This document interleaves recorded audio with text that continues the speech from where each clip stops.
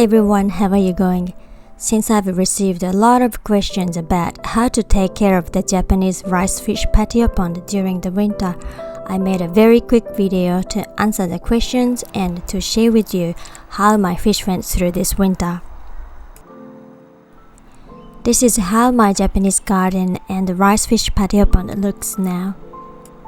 My plants don't look great, but it's just what happens in the cold and dry season. I'm amazed to see how tough the weeds are.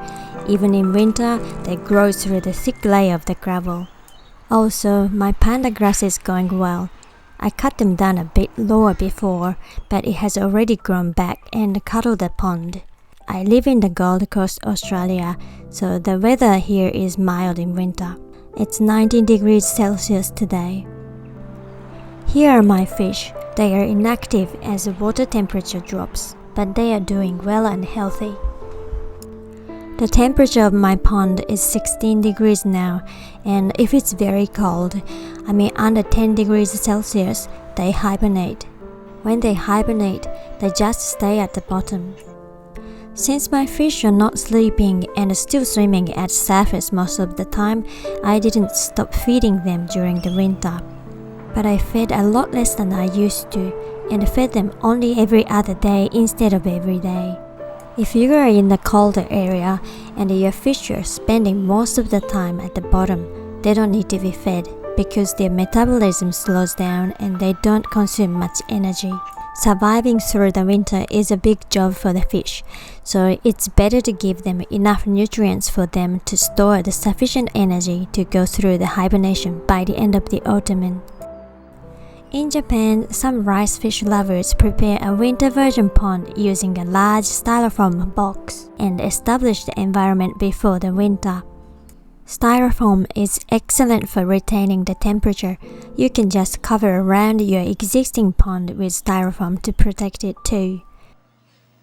Either way, your pond needs some substrate and ideally water plants or even dead leaves on the bottom so that the fish can comfortably stay there. Basically, you don't have much to do for your fish in winter. You don't need any water change as the life cycle slows down and the fish and the plants don't make much mess during the winter. Also, sudden environmental change is harmful for the hibernating fish, but it's good to gently add some water to keep the pond full. It helps to prevent the entire pond freezing up. If most of the pond is frozen, it'd be more likely they die. Hibernation has risks, but there are some benefits. It is believed to extend their lifespan because their body clocks slow down and save extra time. Also, by going through the severe winter environment, the fish can recognize the seasons, conditioning their biorhythm.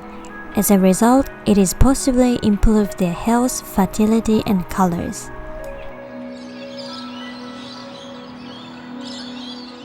A Japanese rice fish is quite hardy and designed to be able to survive in the cold water under a thin layer of the ice. However, the risk is high if they are old, unhealthy, or shorter than 2 cm in length. So I picked up a group of my youngest and smallest fish at the end of the autumn and kept them in my fish tank inside of the house. Since they were in the warmer water and eating more than others outside, they grew quicker. Can you see some of them have already started breeding?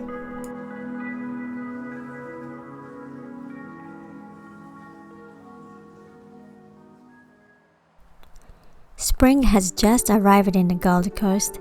As the water is getting warmer, my fish are swimming faster now. I'm returning this young team in the fish tank back to my patio pond. These guys used to be the smallest of all before winter, but not anymore. You can probably tell that there are smaller fish in the pond.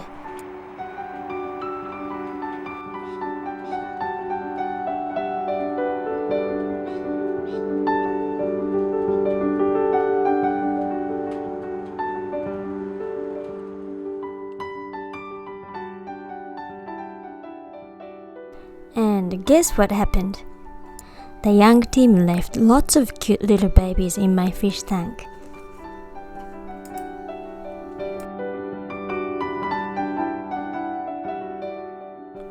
You can decide whether you keep your rice fish outside or bring them inside based on the condition of your patio pond and the climate in your area.